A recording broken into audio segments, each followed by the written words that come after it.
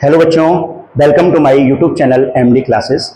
आज काफ़ी टाइम बाद हम एक वीडियो बना रहे हैं चैप्टर फर्स्ट का इलेक्ट्रिक चार्ज एंड फील्ड, और उसमें हमारा पहला यूनिट है इलेक्ट्रोस्टैटिक्स, और इसकी पहला पार्ट आपका है जो आपके वीडियो अपलोड हो जाएगा आज ही। तो इसमें पहला टॉपिक है फ्रिक्शनल इलेक्ट्रिसिटी। बच्चों, इलेक्ट्रिसिटी तो हम सब लोगों ने सुनी हुई है, इलेक्ट्रिसिटी होती क्या है, लेकिन इलेक्ट्रिसिटी में भी कुछ टाइप्स होते हैं, जैसे फ्रिक्शनल इलेक्ट्रिसिटी, डायनामिक इलेक्ट्रिसिटी। तो फ्रिक्शनल इलेक्ट्रिसिटी आज के चैप्टर में, आज के टॉपिक्स में मैं फ्रिक्शनल इलेक्ट्रिसिटी के बारे में स्टडी करूंगा। तो फ्रिक्शनल इलेक्ट्रिसिटी जिसका यूनिट इलेक्ट्रोस्टैटिक्स है, और फ्रिक्शनल इलेक्ट्रिसिटी में कई बातें आती हैं, जैसे फ्रिक्शनल इलेक्ट्रिसिटी जो इलेक्ट्रिसिटी फ्रिक्शन की वजह से डेवलप्ड होती है, जिसमें चार्ज रेस्ट में होता है। बाकी जो और इलेक्ट्रिसिटी होती है जिसकी बात करते हैं डायनामिक इलेक्ट्रिसिटी, जिसमें चार्ज मोशन में होता है। तो सभी बच्चे आज का हमारा टॉपिक फ्रिक्शनल इलेक्ट्रिसिटी को हम लोग स्टडी करेंगे। तो जैसा नाम है फ्रिक्शनल, तो और इलेक्ट्रिसिटी फ्रिक्शन की वजह से electricity, the electricity developed due to rubbing और friction, that is called frictional electricity. तो बच्चों समझेंगे, the electricity developed due to rubbing और friction is called frictional electricity, is called frictional electricity।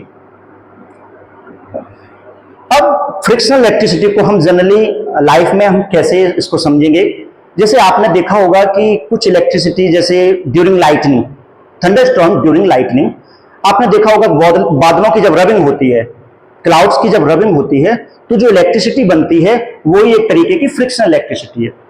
इस इलेक्ट्रिसिटी को और जनरल बिहेवियर में हम देखेंगे। आपने देखा होगा कि जब दो बॉडी की रबिंग कराते हैं तो उससे जो इलेक्ट्रिसिटी बनती है वो भी फ्रिक्शनल इलेक्ट्रिसिटी है।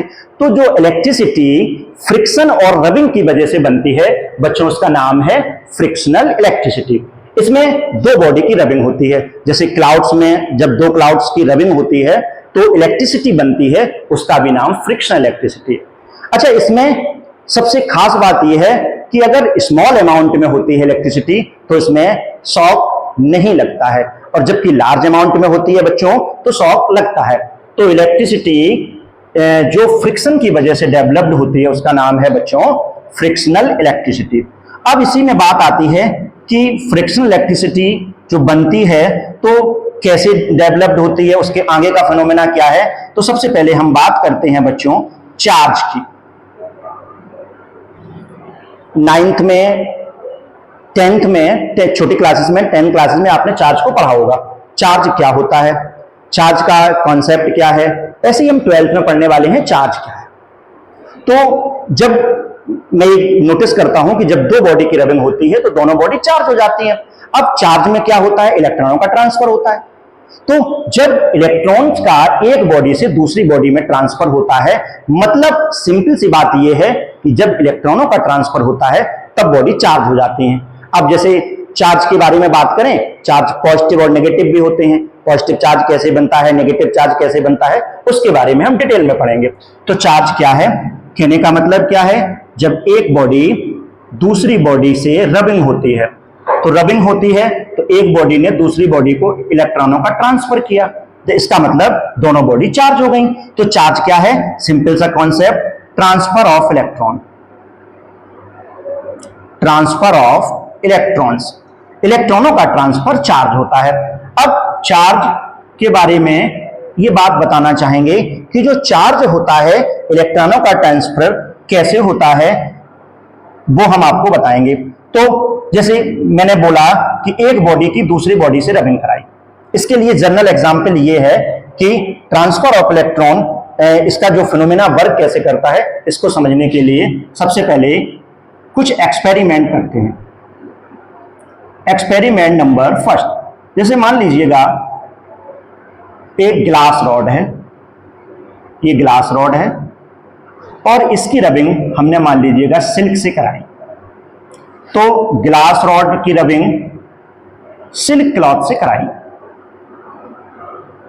जब ग्लास रॉड की रबिंग हम सिल्क क्लॉथ से कराते हैं तो होता क्या है कि ग्लास अपने इलेक्ट्रॉन लूज कर देता है, ग्लास अपने इलेक्ट्रॉन सिल्क को दे देता है।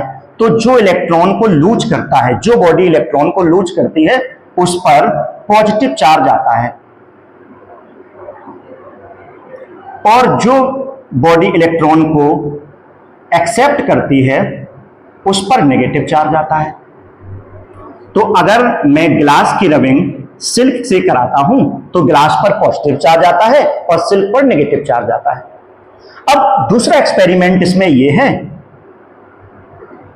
मान लीजिएगा प्लास्टिक रॉड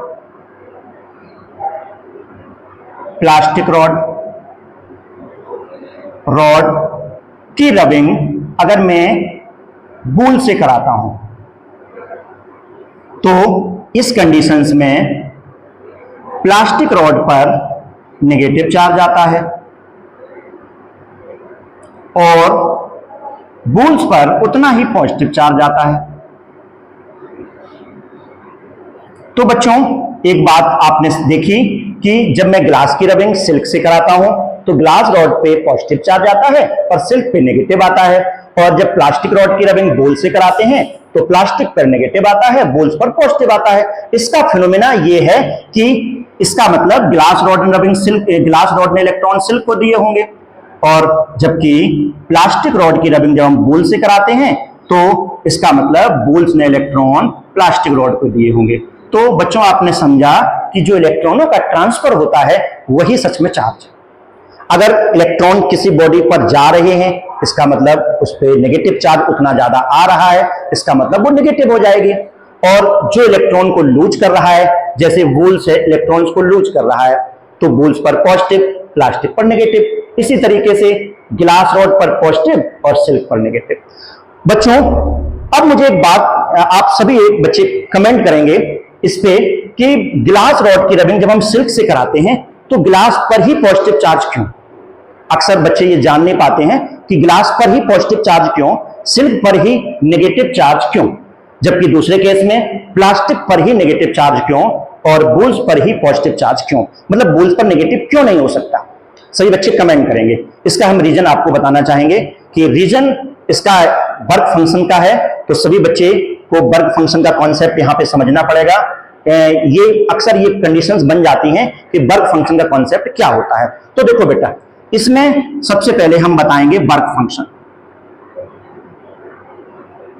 इसका रीजन वर्क फंक्शन से स्टार्ट होता है। तो वर्क फंक्शन क्या होता है? जब ग्लास रॉड की रबिंग सिल्क से कराते हैं तो ग्लास रॉड इलेक्ट्रॉन अपने रिलीज करता है और सिल्क को देता है, तो ग्लास रॉड का वर्क फंक्शन लो होता है और सिल्क क्लॉथ का वर्क फंक्शन हाई होता है, हाई वर्क फंक्शन।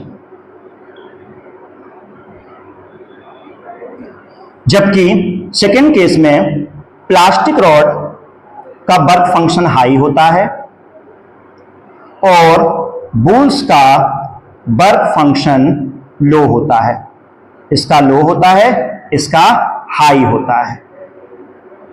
अब सभी बच्चे एक बात समझेंगे कि वर्क फंक्शन है क्या। देखो बेटा, वर्क फंक्शन का कॉन्सेप्ट ये है, वर्क फंक्शन क्या होता है? It is the minimum energy to transfer the electron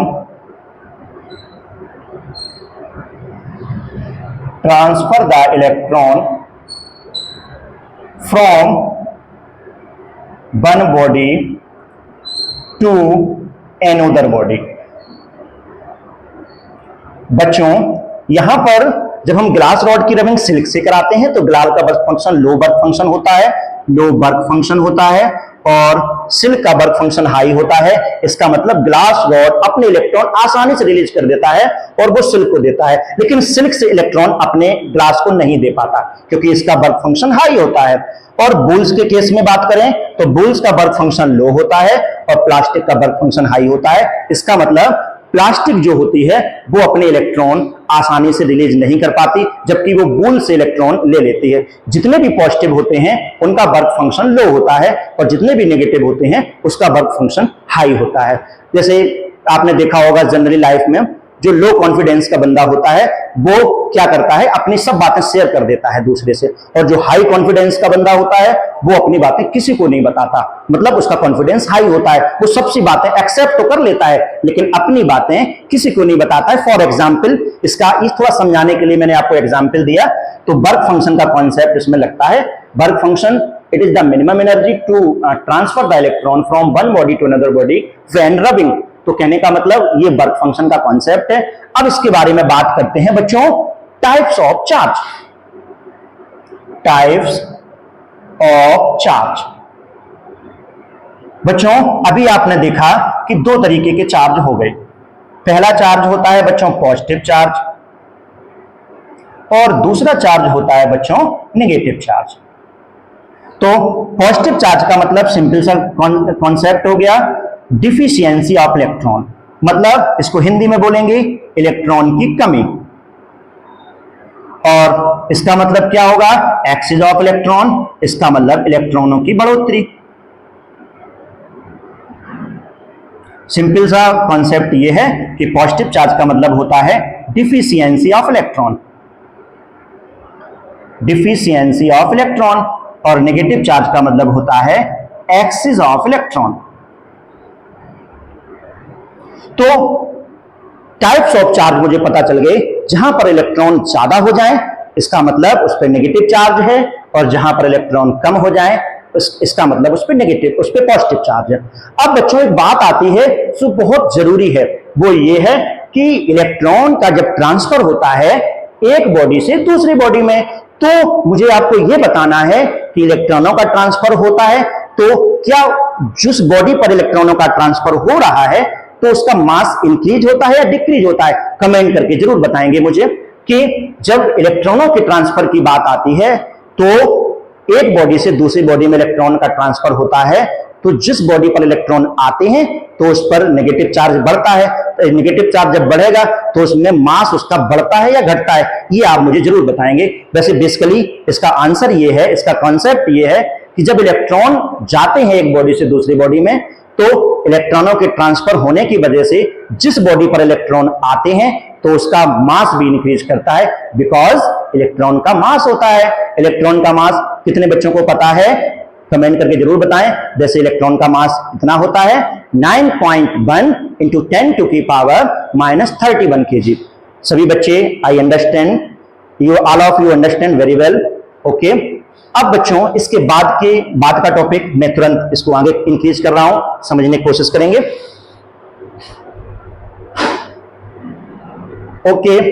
अब इसके बाद बात करते हैं बच्चों टाइप्स ऑफ चार्ज। मैंने आपको बता दिया, तो कुछ पेयर्स हैं बेटा चार्ज के, किस किस बॉडी पर पॉजिटिव चार्ज होता है, किस किस बॉडी पर नेगेटिव चार्ज होता है। तो सबसे पहले मैं बात करता हूं पॉजिटिव चार्ज किस बॉडी पर होता है और किस बॉडी पर बेटा नेगेटिव चार्ज होता है। तो पॉजिटिव चार्ज के बारे में बात करेंगे तो ग्लास रॉड पर पॉजिटिव चार्ज होता है और सिल्क क्लॉथ पर नेगेटिव चार्ज होता है। तो कुछ ऐसे पेयर्स हैं जिस पर पॉजिटिव और नेगेटिव चार्ज होते हैं, जिसमें ग्लास रॉड पर पॉजिटिव और सिल्क पर नेगेटिव। अब यहीं पर बात आती है जो मैंने बताया कि बुल्स पर पॉजिटिव और प्लास्टिक पर नेगेटिव, प्लास्टिक रॉड पर नेगेटिव चार्ज होता है। अब इसी के बाद में कैट स्किन और एबोनाइट रॉड। बेटा कैट स्किन पर पॉजिटिव चार्ज होता है, एबोनाइट रॉड पर नेगेटिव चार्ज होता है। अब इसी के बाद में आती है वुलन क्लॉथ, वुलन क्लॉथ, और इसी में बात आती है एम्बर रॉड। बच्चों एम्बर क्या होता है? एम्बर के बारे में बच्चे अक्सर पूछ लेते हैं कि सर ये थोड़ा एम्बर के बारे में मैंने आज तक नहीं सुना, एम्बर रॉड होती क्या है? तो एम्बर रॉड को समझाने के लिए, एम्बर को कॉन्सेप्ट को समझाने के लिए एम्बर होता क्या है बेटा देखेंगे। एम्बर ये गम लाइक मटेरियल होता है, गम लाइक मटेरियल होता है ये। तो और ये बोल्टिक सी में, जो बोल्टिक सी का जो सबसे नीचे वाला पार्ट है, बोल्टिक सी के कोर में, आपका बॉटम में, और बोल्टिक सी के बॉटम में एम्बर जो है मटेरियल मिलता है। ये गम लाइक मटेरियल होता है, इसकी रॉड होती है। तो बुलिन क्लॉथ की rod, bullion cloth amber rod से जब हम रबिंग कराएंगे तो एम्बर पर नेगेटिव चार्ज आता है और पॉजिटिव चार्ज बुलिन क्लॉथ पर आता है। बच्चों एक एक्सेप्शन केस है जो बहुत सारे बच्चों को पता होगा। एक्सेप्शन केस ये है जो स्पेशल है, जब हम कैट स्किन की रबिंग हम ग्लास रॉड से कराते हैं। वैसे तो ये 4 पेयर मैंने बनाए, ये 4 पेयर पॉजिटिव के हैं, ये 4 पेयर नेगेटिव के हैं, मतलब ये आपस में पेयर होते हैं, ग्लास रॉड और सिल्क क्लॉथ। अब मैं स्पेशल केस इसकी बात करने वाला हूं, ग्लास की रबिंग अगर मैं कैट स्किन से कराता हूं, एक्सेप्शन केस है, तो ग्लास रॉड पर नेगेटिव चार्ज आता है और यहां पर कैट स्किन पर पॉजिटिव चार्ज आता है। अभी कैट स्किन का दूसरा नाम फ्लैनेल भी है, तो इसमें आप कंफ्यूज ना होना। कैट स्किन की रबिंग अगर, या कैट स्किन और फ्लैनेल की रबिंग अगर हम ग्लास रॉड से कराते हैं तो ग्लास रॉड पर नेगेटिव चार्ज भी आता है, वो स्पेशल केस हो जाता है। अब सुनो बच्चों, इसमें कुछ बातें हम आपको और बता रहे हैं।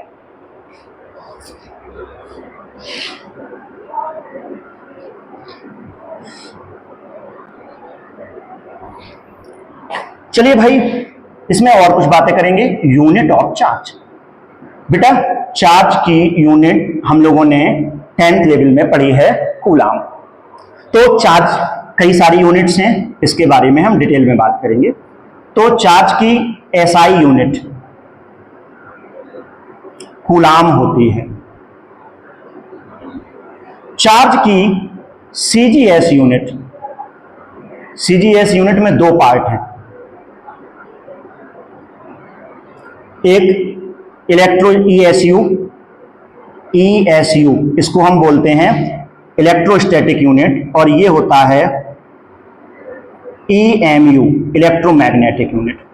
तो सीजीएस में 2 यूनिट हो जाती हैं, एक ईएसयू एक ईएमयू।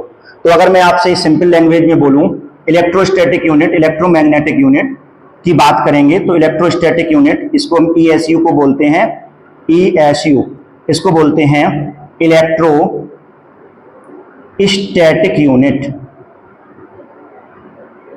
ये स्टेट कूलाम होती है, स्टेट कूलाम। और electromagnetic unit, electromagnetic unit, electromagnetic unit ये आपकी एब कूलाम होती है। याद रखने का तरीका एबीसी भी बोल देते हैं, एब कूलाम, एबीसी। ओके, तो इलेक्ट्रोस्टैटिक यूनिट स्टेट कूलाम होती है और इलेक्ट्रोमैग्नेटिक यूनिट एब कूलाम होती है। अब बच्चों इसी में मैं एक बात और करूंगा, अदर यूनिट्स में और भी यूनिट्स होती हैं। देखिए भाई,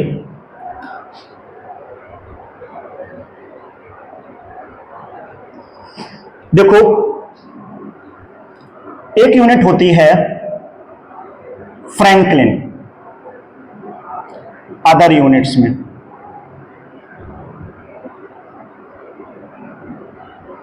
फ्रैंकलिन। तो बेटा बन फ्रैंकलिन, ये नाम बेंजामिन फ्रैंकलिन से पढ़ा है। ये बन फ्रैंकलिन जो होती है वो इसी का दूसरा नाम आपका होता है स्टेट कूलाम।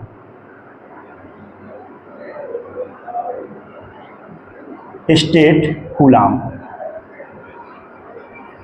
और एक और यूनिट होती है फैराडे। तो ये 1 फैराडे, 1 फैराडे बराबर होता है 96,500 कूलाम के बराबर। तो बच्चों ये लार्जेस्ट यूनिट है, फैराडे हमारी लार्जेस्ट यूनिट होती है, largest unit of charge. Franklin होती है स्मॉलेस्ट यूनिट ऑफ चार्ज। तो अगर मैं आपसे ये बोलूं कि लार्जेस्ट यूनिट क्या है, स्मॉलेस्ट यूनिट क्या है, तो हम इसके बारे में बात करेंगे। फ्रैंकलिन और स्टेट कूलाम हमारी दोनों यूनिट हैं। तो अगर मैं लार्जेस्ट यूनिट की बात करूंगा तो फैराडे है, स्मॉलेस्ट यूनिट की बात करूंगा तो फ्रैंकलिन है। ओके, अब बच्चों इसी में कुछ और भी बातें हैं, जैसे अगर मैं सिंपल कॉन्सेप्ट की बात करता हूं, electrostatic unit, electromagnetic unit, other unit में फ्रैंकलिन हो गया, फैराडे हो गया।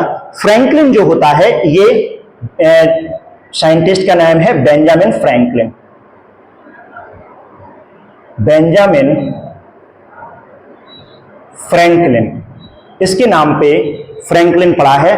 फ्रैंकलिन हमारी स्मॉलेस्ट यूनिट ऑफ चार्ज है। तो I hope you will understand very well. अब इसके बाद के और भी कॉन्सेप्ट हैं जिसको मैं इसके बाद में डिस्कशन करने वाला हूं। सबसे पहले